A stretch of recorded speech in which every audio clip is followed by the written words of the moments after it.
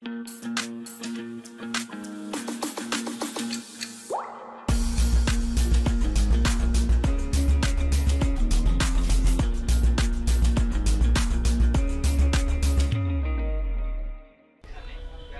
আমরা RPMB clean করব, যেটার ফুল মিনিং হচ্ছে রিপ্লাই প্রটেক্টেড মেমোরি ব্লক।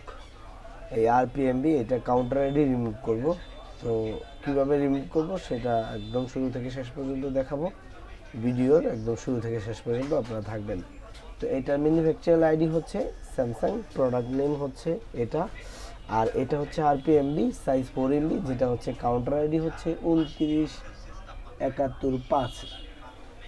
তো যাই হোক, এই কাউন্টার আইডি আমরা রিমুভ করব।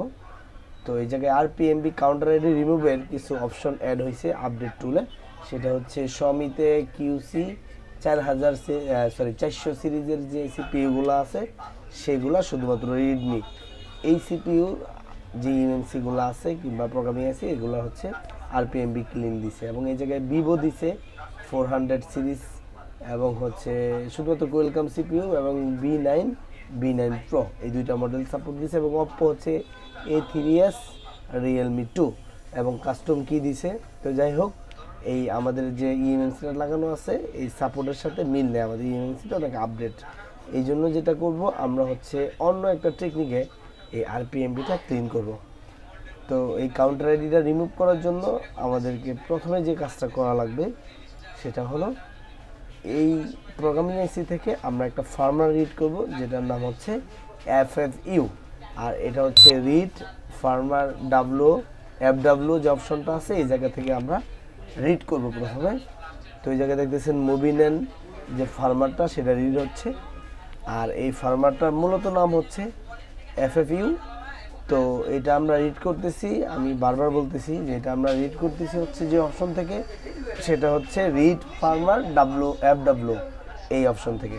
তো আমাদের রিড কমপ্লিট। তো আমাদের সি ড্রাইভের লিঙ্ক দিয়ে দিবে এই জায়গায়, যে ফোল্ডারের ভিতরে আমাদের সেভ হইলো ফাইলটা, ডাবল ক্লিক করলেই ফোল্ডারটা ওপেন হয়ে যাবে। তো এটা হলো আমাদের FFU ফার্মওয়্যার। এই ফার্মওয়্যারটা প্রথমে আমরা রিড করে নিলাম আইসি থেকে। রিড করার পর আমরা এখন দিব হচ্ছে আইডেন্টিফাই।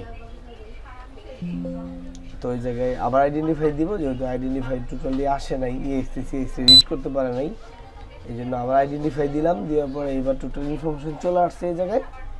তো এই জায়গায় আইসির ভিতরে যে ফার্মওয়্যার রাইট করা আছে সেটা দেখাচ্ছে এবং টোটাল ফার্মওয়্যার ইনফরমেশন দেখাচ্ছে।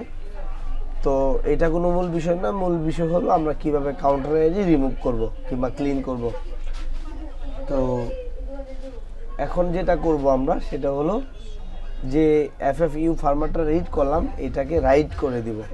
তো এই জায়গায় দেখতেছেন আপডেট eMMC FW যে অপশনটা আছে এটাতে ক্লিক করব। ক্লিক করার সাথে সাথে আমরা যে রিড করা ফার্মওয়্যারটা এবং আরও যে ফার্মওয়্যার আছে FFU সকল ফার্মওয়্যার এই জায়গায় শো করবে। তো এই জায়গা থেকে আমরা কারেক্ট যে ফার্মওয়্যারটা রিড করলাম আমরা ওটা দেখাই দিব। তো এই জায়গায় ফোল্ডারে আছে, আমি দেখাচ্ছি। অবশ্যই এই FFU যখন আমরা সিলেক্ট করব ভুল যেতে না হয়, এক সাইডে আরেক সাইডে রাইট করে দিলে, এক সাইডে eMMC এক সাইডের FFU আরেক সাইডের eMMC-তে রাইট করে দিলে করে eMMC ড্যামেজ হয়ে যাবে। এই জন্য FFU-টা আমরা পুরো রিনেমটা দেখে নিলাম এবং ওই রিনেম অনুযায়ী এই জায়গা থেকে আমরা দেখাই দিব, একদম হুবহুবটা সিলেক্ট করে জাস্ট ওকে দিয়ে দিব। তো এটাই হলো আমাদের মূল FFU ফার্মওয়্যার, যেটা আমরা কিছুক্ষণ আগে রিড করলাম।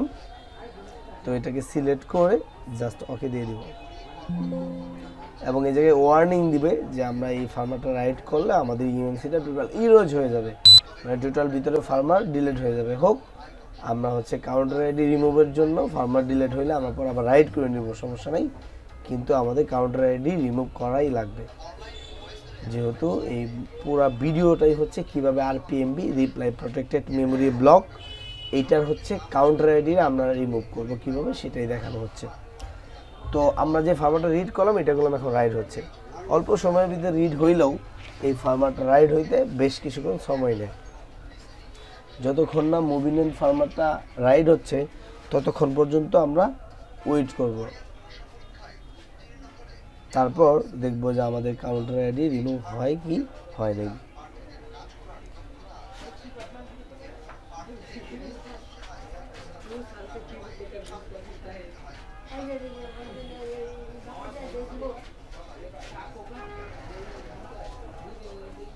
তো আমাদের শেষ পর্যায়ে রাইডিং। তো এই জায়গায় দেখেন আপনার ওই জায়গায় প্রোগ্রামিং সিআইডি ডান এবং হচ্ছে আমাদের নিউ ফার্মার সেটা করলাম, রাইড হয়ে গেছে, যেটা আমরা রিড করলাম। এখন আমরা দিব আইডেন্টিফাই এবং দেখব রিপ্লাই প্রটেক্টেড মেমোরি ব্লক, এইটা কাউন্টার আইডিটা রিমুভ হয়েছে কিনা। তো দেখেন আলহামদুলিল্লাহ আমাদের করলাম হচ্ছে আরপিএমবি ক্লিন হয়ে গেছে, যে কাউন্টার আইডিটা ছিল সেটা করলাম এখন আর নাই। তো এই হইল বিষয়।